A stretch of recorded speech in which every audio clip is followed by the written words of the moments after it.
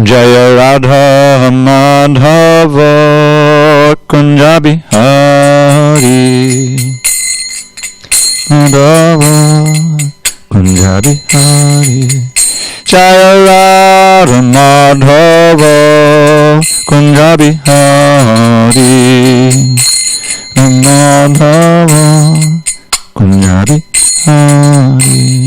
Gopijana Vallabha Girivaradhari Vallabha Girivaradhari Gopijana Vallabha Girivaradhari Gopijana Vallabha Girivaradhari Yashodanandana Brajajana Ranjana Nana Brajajana Ranjana Yashodanandana Brajajana Ranjana Yashodanandana Brajajana Ranjana Yamuna Tira Vanachari Yamuna Tira Vanachari Tira Vanachari Jaya Radha Madhava Kunja Bihari Radha Madhava Kunja Bihari Jaya Radha Madhava Kunja Bihari Radha Madhava Kunja Bihari. Jai Mr. Paramahansa Parudikacharya Ashtotar the Sri Srimad Divine Grace Srila A.C. Bhaktivedanta Swami Prabhupada ki Jai. ISKCON BBT founder Acharya Srila Prabhupada ki Jai. Jai Om Vishnupad Paramahansa Parudikacharya Ashtotar the Sri Srimad Divine Grace Srila Bhakti Siddhanta Saraswati Thakur ki Jai. Ananda Koti Vaishnavinda ki Jai. Namacharya Srila Haridas Thakur ki Jai. Srimad Bhagavad Gita ki Jai. Samaveda Bhaktivinoda ki Jai. All glory to the assembled devotees. All glory to the assembled devotees. All glory to the assembled devotees. All glory to Shri Guru and Gauranga. And welcome to our online listeners. Hare Krishna. Okay. Om Namo Bhagavate Vasudevaya. Om Namo Bhagavate Vasudevaya. Om Namo Bhagavate Vasudevaya. On this 13th day of January 2021 in SanDiego, we're reading from Srimad Bhagavad Gita as it is, translation and commentary by His Divine Grace A.C. Bhaktivedanta Swami Prabhupada. And we are still in chapter 6 entitled Dhyana Yoga. Text 30 at the bottom of page 282. Are you there? Okay. All right.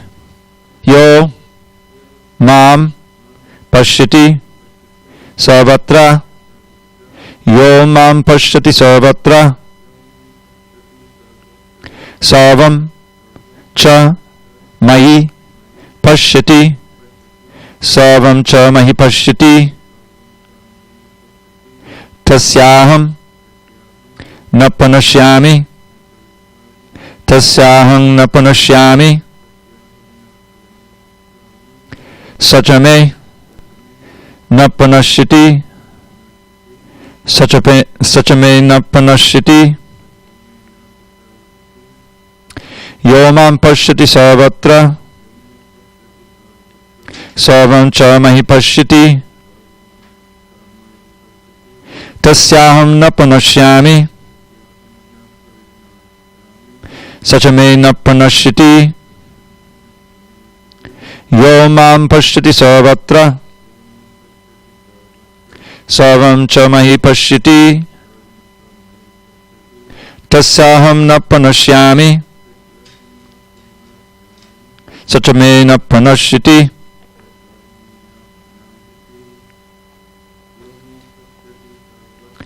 Yo Mam Pashyati Sarvatra.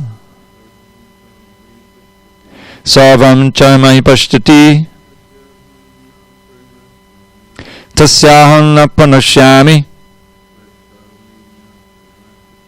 sachabena panashyati. Okay. Yaha, whoever, mam, me, pashyati, sees, sarvatra, everywhere. Sarvam, everything, cha, and mai, in me, pashyati, sees, tasya, for him, aham, I, na, not, panashyami, am lost. Saha, he, cha, also, me, to me, na, nor, panashyati, is lost. Translation, Krishna says, for one who sees me everywhere and sees everything in me, I am never lost, nor is he ever lost to me. Purport. A person in Krishna consciousness certainly sees Lord Krishna everywhere, and he sees everything in Krishna. Such a person may appear to see all separate manifestations of the material nature, but in each and every instance, he is conscious of Krishna, knowing that everything is a manifestation of Krishna's energy. Nothing can exist without Krishna, and Krishna is the Lord of everything. This is the basic principle of Krishna consciousness. And read that again. Nothing can exist without Krishna, and Krishna is the Lord of everything. This is the basic principle of Krishna consciousness.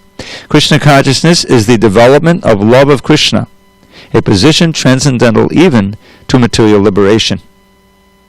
At this stage of Krishna consciousness, beyond self-realization, the devotee becomes one with Krishna in the sense that Krishna becomes everything for the devotee, and the devotee becomes full in loving Krishna. An intimate relationship between the Lord and the devotee then exists. In that stage, the living entity can never be annihilated, nor is the personality of Godhead ever out of the sight of the devotee. To merge in Krishna is spiritual annihilation. A devotee takes no such risk. It is stated in the Brahma Samhita 538.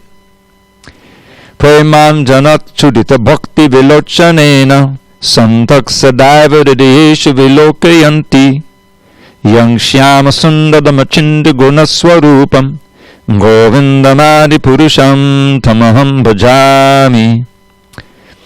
I worship the primeval Lord, Govinda, who is always seen by the devotee whose eyes are anointed with the pulp of love. He is seen in his eternal form of Shyama Sundar, situated within the heart of the devotee. At this stage, Lord Krishna never disappears from the sight of the devotee, nor does the devotee ever lose sight of the Lord. In the case of a yogi who sees the Lord as Paramatma within the heart, the same applies. Such a yogi turns into a pure devotee and cannot bear to live for a moment without seeing the Lord within himself. Om Jnana Timirandasya Jnanandana Shalakaya Chakshu Unmidatam Mena Tasmai Shri Gurave Namaha. I was born in the darkness of ignorance, but my spiritual master Srila Prabhupada opened my eyes with the torchlight of knowledge. I offer my humble obeisances unto him and all members of Sri Parampara. So this is, as I mentioned yesterday, a highly beloved verse by devotees. Part of it, I think, is because of the way it kind of rhymes, and it's very nice easy to remember. And in this purport, Srila Prabhupada nicely expands on this idea of seeing Krishna everywhere, seeing everything in Krishna. So what does it mean? One who sees me everywhere and sees everything in me. Well, one of the ways that that's done is through understanding that everything is Krishna's energy. We will learn in the next chapter when Krishna speaks about the different kinds of energies he has, that all of this that we experience every day, that these 8 material energies, solid matter, we call earth, liquids, fire, electricity, air, all kinds of gases, the space everything is in, that's another element. And there's finer and finer elements than the mind, the intelligence, the discriminating factor, and finally the ego, the sense of self. These are all non-living. They're lower energies of Krishna, but everything is made up of them, including our own body. And so they're Krishna's energies. So if we understand that, then everything can remind us of Krishna. And Krishna helps us in this next chapter. He'll say, okay, for those who are just starting out, you can see, whenever you see the sun shine, the moon shine, you can understand that's me, because it's my energy. When you taste water, rasoham apsukonteya, rasoham means I am this taste of water. I'm the light of the sun and the moon. I'm the sound of Om. And sound, any sound in ether is me. So if you read that passage and then you look around you, you can see the connection between everything and Krishna. Prabhupada gives the example of the mother. Like if the mother is taking care of the child as she grows up, and she's completely absorbed in the child, and then the first day of school comes, kindergarten or something, or preschool, whatever, but the separation. So she's just taking the kid is wondering what's happening, and they have ways of dealing with it, So the kid is now in school, and the mother's at home, right? So she's thinking of the kid naturally, And then she sees one of his shoes that he was wearing, that he would wear. And it's lying underneath the bed or whatever, and she thinks of all of the pastimes that he engaged in with that shoe, So she's not loving the shoe, she's seeing the relation. The shoe is reminding her of Krishna. In Nectar of Devotion, there's things called the Udipanas. Udipanas are things that inspire or stimulate a remembrance of Krishna.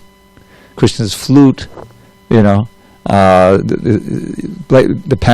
whole Vrindavan Dham. If you go visit there, when you go visit there, that's the whole idea. You'll say, this is where Krishna engaged in this pastime. This is this kund, and he did this, and here's the rasa stali. Here's where he get the rasa dance. So you can see the value of living in the Dham. If you're in decent consciousness, everything will remind you of Krishna. And you'll be constantly, reminded of Krishna in his pastimes. So, but the great devotees, every experience they have is reminding them of Krishna. So this is what it means to see him everywhere. And seeing everything in him. So, that's another way of understanding this energy. Everything is existing within Krishna's energy.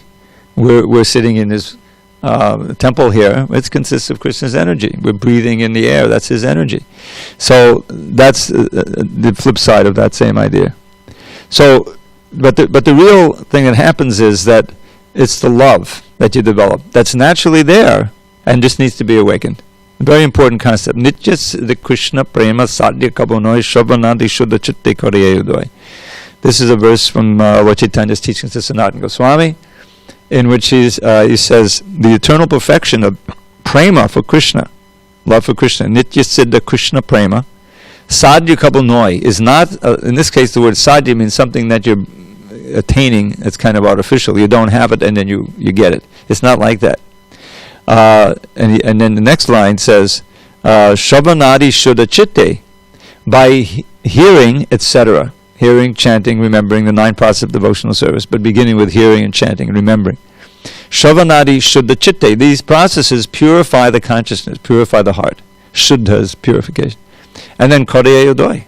It naturally sprouts up, awakens. The more we hear Krishna, the more we serve Krishna, the more we refuse to engage in things other than Krishna. That purification takes place, as Lord Chaitanya says, Chaitya Darpana Marjana. And the natural love is there. And here we see the other aspect of this. Premanjana Chaitya Bhakti Vilochanena, this verse from the Brahma Samhita, Lord Brahma is speaking this. And this Premanjana is this ointment of prema. The idea is that your vision changes. We'll see that very much in the subsequent chapters. 13 has like verse after verse of how the pure devotee sees. We've already had in the previous verse here. It's the same idea. A true yogi observes me in all beings, sees everything in me. Indeed, a self-realized person sees me, the same Lord, everywhere. So it's practically identical ideas to the verse we just read. But in the 5th chapter, we had this famous verse, Vidya Vinaya Sampane Brahmane Gavihastini, that the Pandit, someone who's truly learned, and really has the vision of, his Krishna conscious vision, he sees the equality of every living being because he sees the spirit. He's not relating to them on the externals, but he sees the essential soul and the consciousness, which is what everyone's about. And that way, he sees the learned and gentle Brahmin and the dog eater, the elephant, the same, in the sense that they're all spirit souls. So that's the preliminary vision. But the basic idea is that how you see, and what you see, and the consciousness you see, is dependent on your consciousness. Prabhupada would give the example of someone who's in different modes of nature. So someone who's in the mode of passion. They walk down the street here. He's walking from the beach on Garnet Street. So, young guy, he's looking for the girls, In other words, he sees some single girl that may be attractive to him. So that attracts his attention. He's seeing through that vision. Other old women and old men, it doesn't even catch his eye. You know what I mean? Or I give the example of someone walks into this temple, and he sees these paintings. What is it? Who is that? He's seeing different than a devotee who, is a devotee and sees this wonderful painting of Lord Chaitanya dancing in kirtan. It means something to him. It has a different effect. The background, who the personalities are, the history of it. So it means something different. So that it's a simple idea. The child growing up, what does he really see? What does he know? He comes out of the womb and doesn't see anything, basically. And then finally, there's the mother, or if just the mother's breast, basically. And eventually, he broadens his vision because he's learning every day, this is my brother, This is so, the consciousness that we have, the developed Krishna consciousness, will change the way we see ourselves and see everything. And so here, Krishna is giving the nice, concise verse about how one can always be connected to Krishna by seeing him everywhere and seeing everything in Krishna, as I explained. I'm never lost, nor is ever lost to me. So this is a wonderful state. It's one of the benefits, if you will, of being a pure devotee. You're never alone. Prabhupada had so much time, when he was working alone and on that ship and in America, but he never felt alone. Even if he's chanting his rounds in the hold of this ship, and it's dangerous and he's feeling sick, but he's feeling the presence of Krishna, of Lord Chaitanya, the whole parampara, spiritual master, and so that support gives gave him great confidence and determination. So that's part of this. But this Premanjana verse is very well known, is that, to always carry that vision of Shyamasundar within the heart.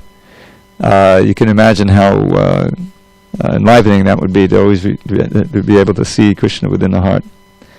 Achintya Guna Swarupam. Okay, so we should go on, unless there's any questions or comments. Okay. Text 31. Sarvabhutisthitam yo mam bhajatyekatvam astitaha sarvata vartamanopi sayogi mahivartate. Such a yogi who engages in the worshipful service of the Supersoul, knowing that I and the Supersoul are one, remains always in me in all circumstances. Purport. A yogi who is practicing meditation on the Supersoul sees within himself the plenary portion of Krishna as Vishnu, with 4 hands holding conch shell, wheel, club, and lotus flower. The yogi should know that Vishnu is not different from Krishna. Krishna in this form of Supersoul is situated in everyone's heart. Furthermore, there is no difference between the innumerable Supersouls present in the innumerable hearts of living entities. Nor is there a difference between a Krishna-conscious person always engaged in the transcendental loving service of Krishna and a perfect yogi engaged in meditation on the Supersoul. The yogi in Krishna consciousness, even though he may be engaged in various activities while in material existence, remains always situated in Krishna. This is confirmed in the Bhakti Rasamrita Sindhu 12187 of Srila Rupa Goswami. Nikalashrapyavastasu jivan mukta sa uchite. A devotee of the Lord, always acting in Krishna consciousness, is automatically liberated. In the Narada Pancharatra, this is confirmed in this way. Dikkala janavachinne Krishne cheto vidayacha tanmayo bhavati chipram jivo brahmani yojayet. By concentrating one's attention on the transcendental form of Krishna, who is all-pervading and beyond time and space, one becomes absorbed in thinking of Krishna and then attains the happy state of transcendental association with him. Krishna consciousness is the highest stage of trance in yoga practice. This very understanding that Krishna is present as Paramatma in everyone's heart makes the yogi faultless. The Vedas, Gopaltapani Upanishad 121, confirm this inconceivable potency of the Lord as follows. Eko pisan bahuda yo vabhati. Although the Lord is one, he is present in innumerable hearts as many. Similarly, in the Smriti Shastra, the Matsya Purana, it is said, Eka eva paro Vishnu sarva vyapi nasangshayaha aishvaryad rupam ekam cha suryavat bahudeyate. Vishnu is one, and yet he is certainly all-pervading. By his inconceivable potency, in spite of his one form, he is present everywhere, as the sun appears in many places at once. So, I try to understand, Krishna conscious philosophy. It's always like trying to expand your understanding of what is real and what is possible. And there's no end to it. I mean, Krishna is inconceivable. We can, even if we're pure devotees, we can only understand a small fraction. Prabhupada even says that Krishna can't even understand everything about himself, because he's always increasing. He may know at one point, but then it's increasing. So the Krishna conscious philosophy is constantly stretching our intelligence, kind of, because we tend to try to think that the conditioned mind wants to think it more or less have everything figured out, and you're able to deal with the world as it is, and you really understand things. But really, that's not the case. But we have that tendency, we have that reflex. But that's necessary to kind of blow that open in Krishna consciousness, because we're dealing with, an infinite person.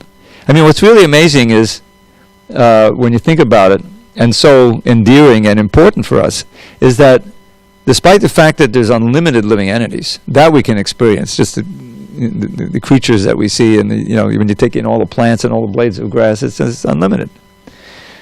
And yet every single one of them is a soul, is Satchidananda in his original state, is moving through the species, gradually coming up to the human being, and getting another chance, to achieve perfection. And Krishna has a relationship with each one, and he's aware of every single soul and providing the intelligence and the rudimentary organisms to live through that life and then go. So it's inconceivable. One of the most amazing verses I remember when I first read the Bhagavad Gita was this verse in the 7th chapter, Vedaham samatitani vartamanani charjana bhavishani tabhutane mantu vedana kashtana. I know everything that's happening in the past, that's happened in the past, everything that's happening now, and everything that will happen in the future. But me, no one knows. Well, that me, no one knows part, I can kind of easy done. But just, this is what it means to being trying to become God conscious. If God is anything, he's omniscient, right? The Western theology has this qualification: omniscient, omnipotent, and omnipresent. And we hear about that all the time. We're hearing now how Krishna is omniscient and omnipresent as the super soul, present in every heart, present in every atom, and aware of everything that's happened in the past, which is just, really? Everything? Yes, everything. So that's who we're trying to know.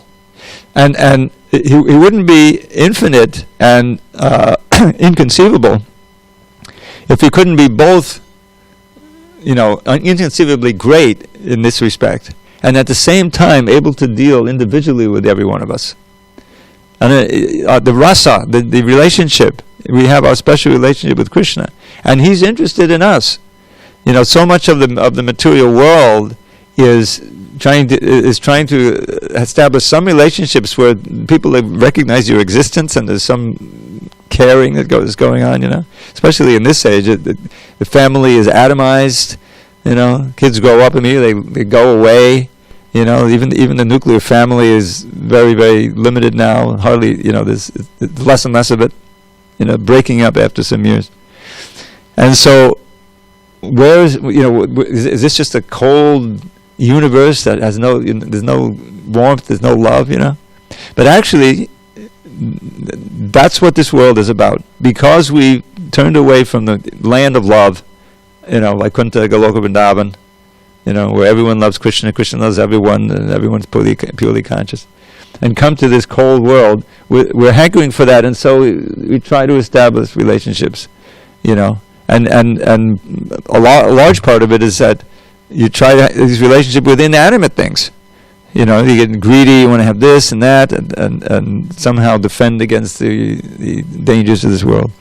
So that's our situation. But Krishna's waiting. He never grows impatient. He's always with us as the super soul, never abandons us in any species of life. He's waiting. He's giving us the intelligence to enact all the karma that we do until we come to the human form, when there's a chance we can actually take up Krishna consciousness.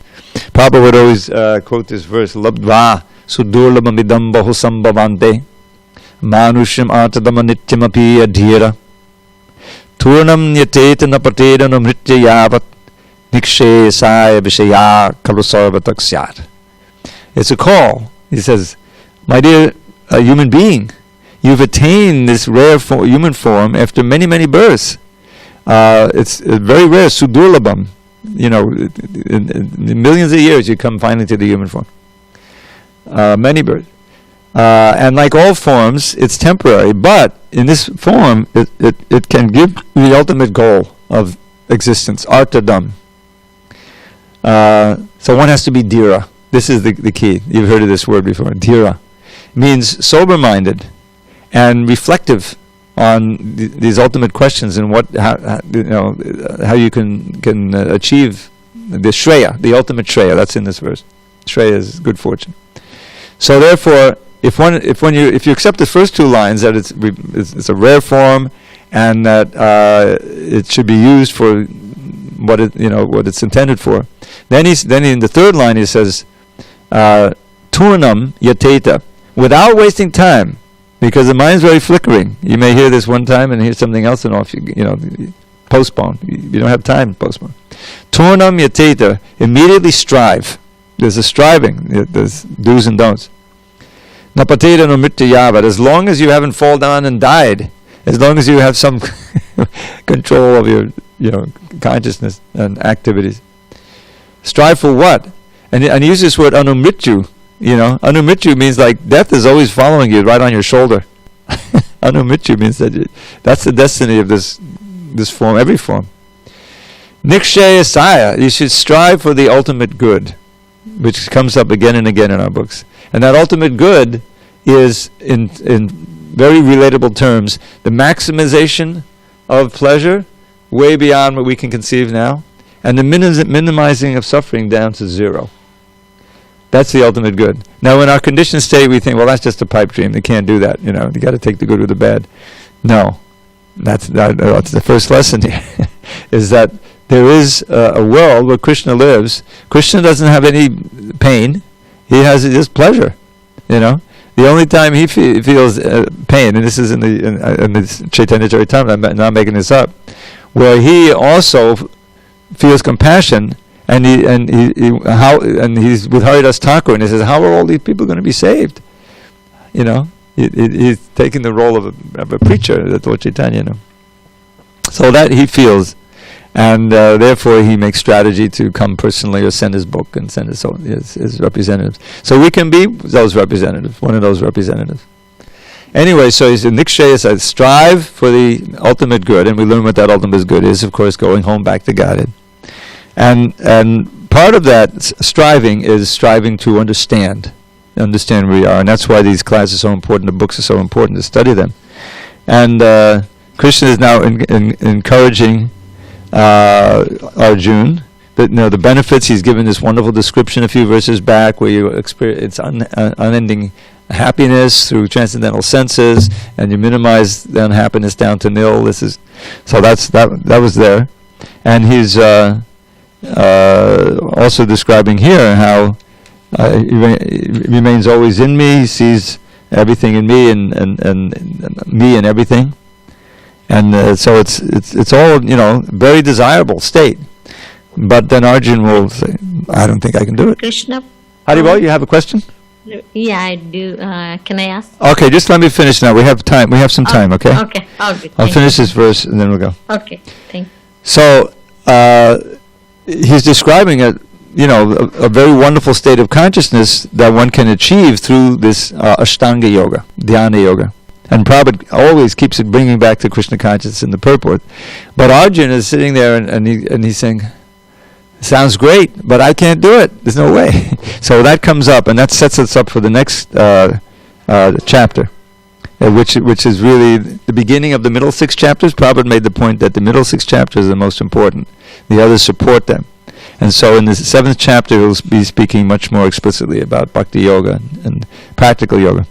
How the mind can be trained to be attracted to Krishna. That's the important thing. And without going to the Himalayas and the forest. Okay, Dhanabai, I'm ready. Okay, Hare Krishna, please accept my humble obeisance. Jai. Srila Prabhupada. Glory to Prabhupada. Thank you. You mentioned, Prabhu, before that we are here because we did something in past, so that's why we are here, which is not good. But on the other hand, we got human form of life, so is it good or how? Because we did something, we are here, but if we are joining, or if we are joining Krishna consciousness, or at least trying to do something bhakti, then even though it's not good because we did something bad, that's why we are here, or I get confused. Yeah, well, yeah, I mean, the whole idea is that why are we here? I mean, we learn that we're in the minority. Most of the souls are still with Krishna, or in Vaikuntha, one of the other Vaikuntha planets. The Nitya Siddhas or Nitya Muktas outnumber the Nitya Buddhas, the eternally bound. Eternally means it's been such a long time, it might as well be eternity, But we know that there's a point at which we fell from the spiritual world. This is Prabhupada's conviction, and we'll repeat it till we leave this body. And that was our big mistake. If you want to call it the original sin, that's fine, of rebelling against Krishna. So now that we don't know, and there's no point in trying to figure out how many cycles we've been through, coming up to human form of life and then going down, and finally being around for the annihilation, in different annihilation, and then merging into Mahavishnu, and who knows. But the point is, we've been in this condition for an interminable and undeterminable, if you will, amount of time. But it doesn't matter. What matters is that we have contacted a pure devotee. As soon as you open up Prabhupada's books, you have contacted a pure devotee. As we've learned repeatedly in the 4th canon we've been reading, Vani is more important than Vapu. Yes, it's great that I was very super fortunate in this lifetime to actually meet Prabhupada face to face, and I got initiated and so forth. So I do think I was very fortunate, but that doesn't mean everyone else can't be fortunate, because Prabhupada is most importantly in his words. So now we have this idea. Now it's up to us to pursue that great blessing we've been given. It's a gift, but it's a gift that we have to accept and use the knowledge and the association and everything that we have, and not regret our past, that we did something wrong and we came here. Okay, we admit it, but that's not a prohibition of getting out. This is another great aspect of this movement of the Gaudiya Vaishnavism. There's no one is barred. When Lord Chaitanya says, Priti Vidyachita Nagaradegam Sarvata Prachaho Vimoranam, that in every town and village on this earth, not in India, on this earth, my name will be chanted. which means he's saying, okay, whether it's outcasts or anybody, any place can take to Krishna consciousness. So we're very fortunate in that we've come in touch with the process, with the pure devotee, and we have an opportunity. It's entirely up to us how sincerely we want to take it. So don't lament any mistakes we've made. We've all made mistakes in previous lives and in this life, But now we should become very serious to use the remaining time in this body to forge ahead and become very serious about Krishna consciousness. And we'll get the blessings of Krishna. We could go back in this lifetime. And as Krishna will explain in this chapter, and in the second chapter he also mentioned that there's no loss or diminution. Whatever progress you make, whatever purity you achieve, you'll begin at that point in your next life.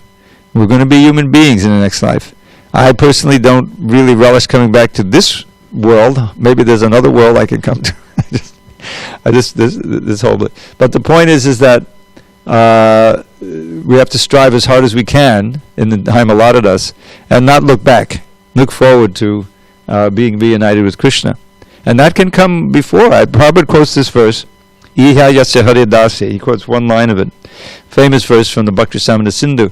Iha yasya hare dase karmana manasa gada nikala shrupya vastasu jivan mukta sa uchite. A jivan mukta is someone who's liberated even while on this plane, in the human form. And what is iha in this verse means activities.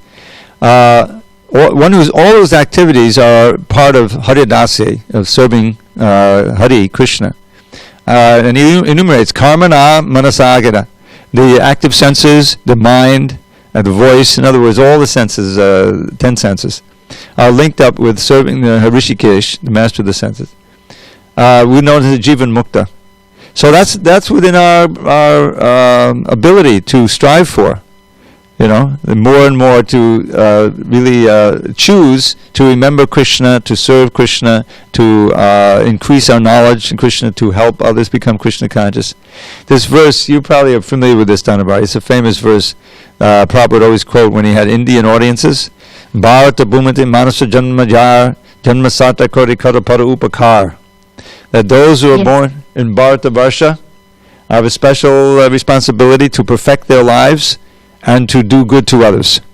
So I hadn't thought of this, but this is parallel to what I was speaking of this morning. I've often brought up. Lord Chaitanya himself had these two motives for coming. Krishna had two motives for coming as Lord Chaitanya. One is to preach, to spread, help others to become Krishna conscious, which Lord Chaitanya did in Navadvip and later. And the other was to have our own, develop our awareness of our own relationship with Krishna, and gradually to become pure and experience the highest levels of Krishna consciousness. That's perfectly fine. Both of those are good. So that's perfecting our lives in Krishna consciousness, being serious about sadhana, and then giving Krishna consciousness to others. And that's our perfect program. As much as we can do it, and in this lifetime, that's all to the good.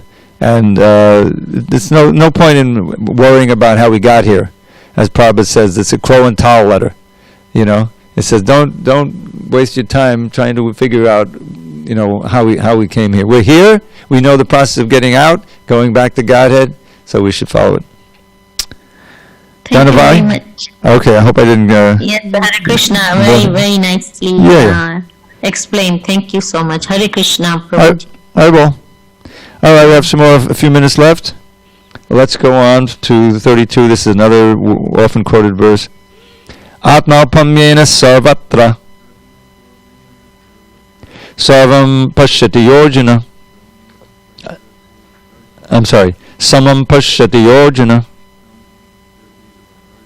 Sukham vayadi vadukkam. Sayogi paramomataha. He is a perfect yogi who, by comparison to his own self, sees the true equality of all beings in both their happiness and their distress, O Arjuna. Purport. One who is Krishna conscious is a perfect yogi. He is aware of everyone's happiness and distress by dint of his own personal experience. The cause of the distress of a living entity is forgetfulness of his relationship with God. And the cause of happiness is knowing Krishna to be the supreme enjoyer of all the activities of the human being, the proprietor of all lands and planets, and the sincerest friend of all living entities. The perfect yogi knows that the living being who is conditioned by the modes of material nature is subjected to the threefold material miseries due to forgetfulness of his relationship with Krishna. And because one in Krishna consciousness is happy, he tries to distribute the knowledge of Krishna everywhere.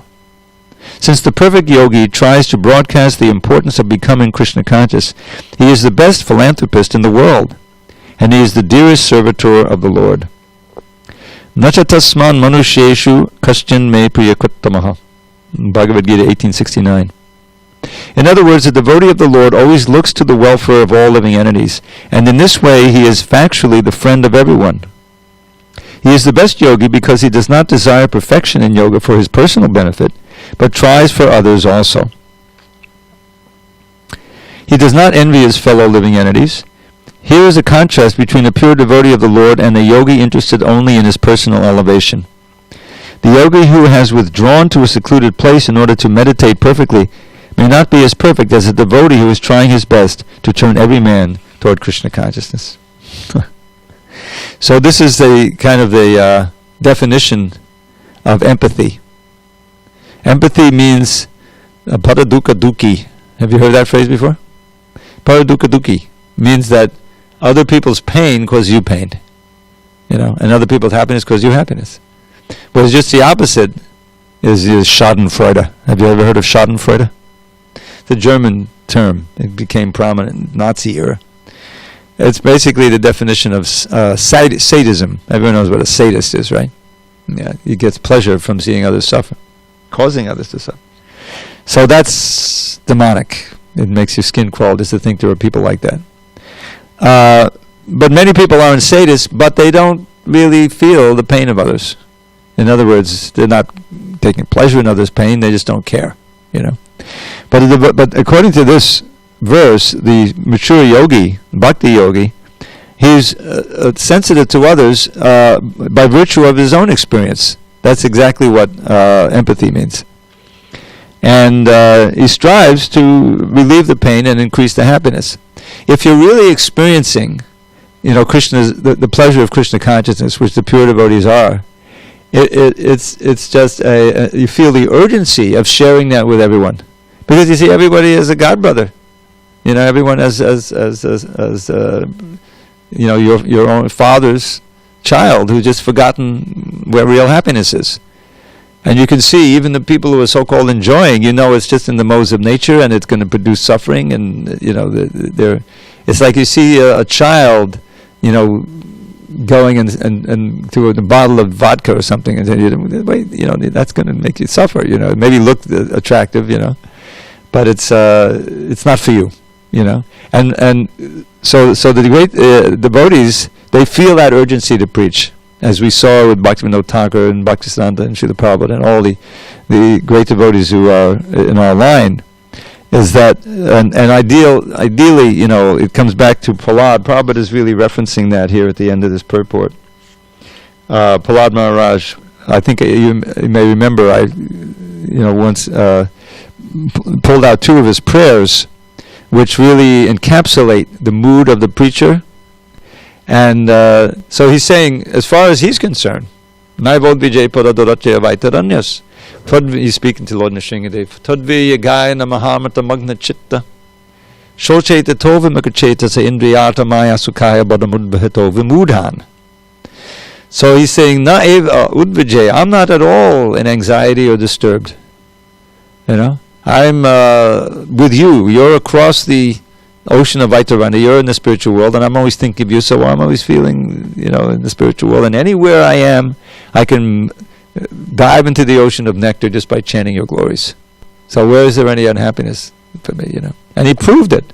Even when his father was tormenting him and torturing him, he was completely above it all by absorbing his mind in Krishna. But then he says, Shocheta tova mukacheta indriyata maya sukhaya badamudbhatova mudan. I am lamenting for these fools, these big fools, vimudas, who've turned away from you and are bearing the great burden of trying to experience this flickering happiness called Maya Sukhaya, illusory happiness. And it's a big burden, Buddham, Udvahito. So I feel I need to help them.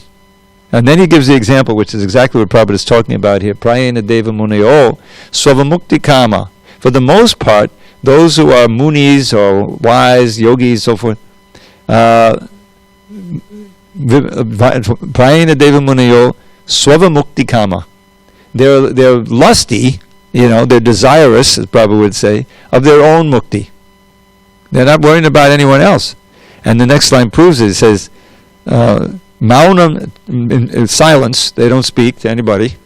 Charanti Vijane, they wander where there's no people. The hills, the mountains, the forests, the caves. Naparata Nishta, having no determination to help others. Naparata Nishta, So this is not, says, I'm not going to do that. Naitan Vihaya Kripana, I'm not going to give up these kripanas, these wretched souls, and abandon them, because I see that there's no one else but you who can help them. And the implication is, I have to give them you. I have to represent you and preach. That's exactly the mood of this movement and all the great teachers in our movement in Prabhupada. So that's the result of Bhakti Yoga. Now this, of course, he's speaking this in the context of Dhyana Yoga. But clearly, he's made very clear that if you're meditating, you got to be meditating on me. Matparaha. Remember the passages. So there's no question of any impersonal yoga. They're meditating on the super soul. You're meditating on Krishna. But this should be the result: is that one feels sukhambhaya dukam, that you're sympathetic, empathetic to the souls at large, and you try to give them enlightenment. So we can continue if there's no questions. Arjun's response after all this, and we'll see that he's quite reluctant to try to undertake this yoga. Arjuna vacha yoyam yogastvaya prokta samyena manusudana etasyaham na pashyami chanchalatvat stitim stiram. Arjuna said, O Madhusudan, the system of yoga which you have summarized appears impractical and unendurable to me. Unendurable. For the mind is restless and unsteady. Purport. The system of mysticism described by Lord Krishna to Arjuna, beginning with the words Shuchaldeshe and ending with Yogi Parama, is here being rejected by Arjuna out of a feeling of inability. It is not possible for an ordinary man to leave home and go to a secluded place in the mountains or jungles to practice yoga in this age of Kali. The present age is characterized by a bitter struggle for a life of short duration. People are not serious about self-realization even by simple practical means, and what to speak of this difficult yoga system which regulates the mode of living, the manner of sitting, selection of place, and detachment of the mind from material engagements. As a practical man, Arjuna thought it was impossible to follow this system of yoga. Even though he was favorably endowed in many ways, he belonged to the royal family and was highly elevated in terms of numerous qualities. He was a great warrior, he had great longevity, and above all, he was the most intimate friend of Lord Krishna, the Supreme Personality of Godhead. 5,000 years ago, Arjuna had much better facilities than we do now, yet he refused to accept this system of yoga. In fact, we do not find any record in history of his practicing it at any time. Therefore, the system must be considered generally impossible in this age of Kali. Of course, it may be possible for some very few rare men, but for the people in general, it is an impossible proposal. If this were so 5,000 years ago, then what of the present day? Those who are imitating this yoga system in different so-called schools and societies, although complacent, are certainly wasting their time. They are completely in ignorance of the desired goal. Well, after all this about this yoga, we're learning that Arjuna is rejecting it. And we can easily see why. If you go back a few verses and you read about the prerequisites, well, who's going to really do that? Leave everything, complete celibacy, go off into the mountains. I mean, it's not, Someone may visit the Himalayas and go to Hardware and then come back, but to actually try to live there and take up this process seems very, very rare that someone can do it. And even if you do it, to actually do it right and see it through. So Arjuna is representing us. He's representing, even though he's living in the previous yuga actually, and as he said, he has great longevity and wonderful qualities. He's intimately related with Krishna. He's rejecting it. And the next verse, which I think we'll save for Monday, is a famous verse about the impossibility of controlling the mind in this way. It's just too powerful. You remember that's the key factor. The mind is our friend, but it can also be our enemy. The mind is absorbed in material things is our worst enemy. So how to withdraw it and place it? It's not easy. And so Arjuna is saying it's impossible.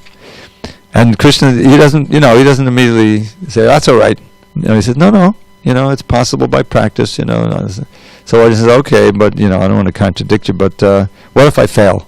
And then says, well, then you get born in a better family like that, But ultimately, Krishna sees, that Arjuna is right, that it's not really practical for any number of people, Arjuna included. And so we need a different practice, and he begins describing that in the next chapter. How, as I mentioned, he began to mention, you can train your mind to see God even in this material world, and then you think you're seeing Krishna. You can be in samadhi just doing your ordinary work. If you're doing it for Krishna, you're giving the fruits to Krishna. That came up earlier, and you're seeing it as you're seeing it as His energy and like that, So that will come up in chapter 7, and so the Bhagavad Gita ultimately is very practical. It's how we can train ourselves to see Krishna and work for Krishna and be Krishna conscious and attain samadhi even while in our daily work. But we need to go through the whole book and see that. And that was Prabhupada's mission in coming. In giving us the process and giving us the philosophy. And we're very fortunate to be able to spend our Monday, Tuesdays, and Wednesdays hearing the Bhagavad Gita in the evening.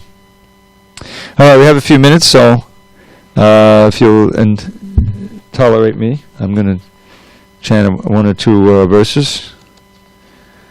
I was going through, let's see.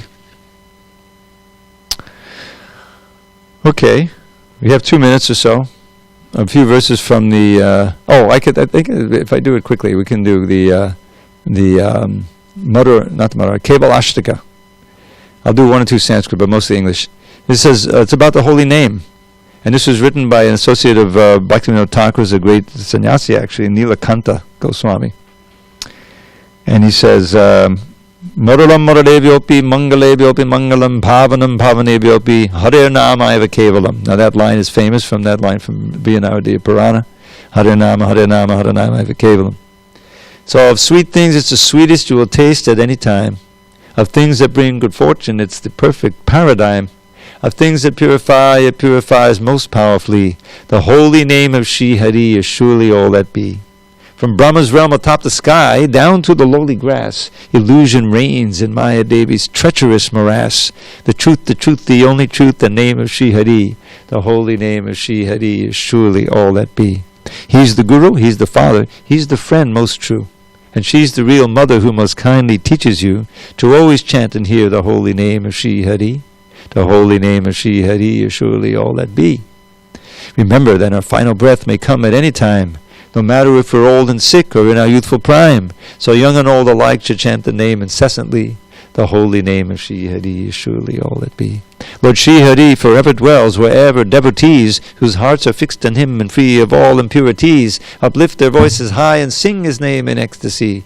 The holy name of Shri Hari is surely all that be. Alas, what sorrow, what great pain Alas, what sorrow, what great pain, the worst calamity, for people to forget the holy name of Shri Hari. Although the name's a priceless gem, mere broken glass they see.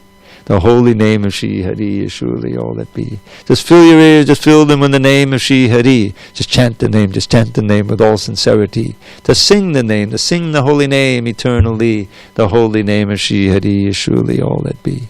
It makes this world appear like bits of straw upon the ground. Resplendently it reigns supreme. Divinity and sound is filled with transcendental bliss and peerless purity. The holy name of Shri Hari is surely all that be. Inspired to glorify the holy name of Shri Hari, Shri Nilakanta wrote this hymn in Sanskrit poetry. I pray that those who hear this lowly version made by me will chant the holy name of Shri Hari in ecstasy. All glories to Srila Prabhupada. Hari Hari Bol. All glories to Srila Prabhupada. Very nice, Prabhu. Jai. Hare Krishna. Thank Hari you. Bol, Dhanavai.